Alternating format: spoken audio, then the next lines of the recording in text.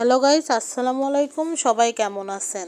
আপনাদের মাঝে চলে আসলাম একটা রান্নার ভিডিও। তো প্রথমে এটা দেখতে পেয়েছেন বাইন মাছ। আজকে এই বাইন মাছ ঝোল করা হবে।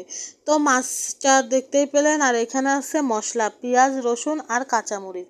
এইগুলা দিয়ে এই বাইন মাছ আজকে ঝোল হবে। তো দেখেন, এই যে কড়াইতে বসিয়ে দিচ্ছি, এই কড়াইয়ের মাঝে অন্য আর একটা তরকারি রান্না হয়েছে, ওইটা নামাই রেখেই এই মাছটা ঝোল করতেছে, এই জন্য কড়াইটা ধুয়ে নিলাম না।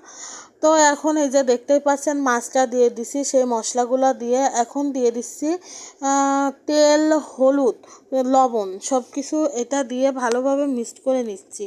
তো দেখতেই পাচ্ছেন সব কিছু দিয়ে এই যে ভালোভাবে মিক্সড করে নিয়ে এখানে এই যে এটা ভালোভাবে মাখিয়ে 2 মিনিট রেখে দিলাম। রেখে দেওয়ার পরে এখন এর মাঝে দিয়ে দিলাম পানি।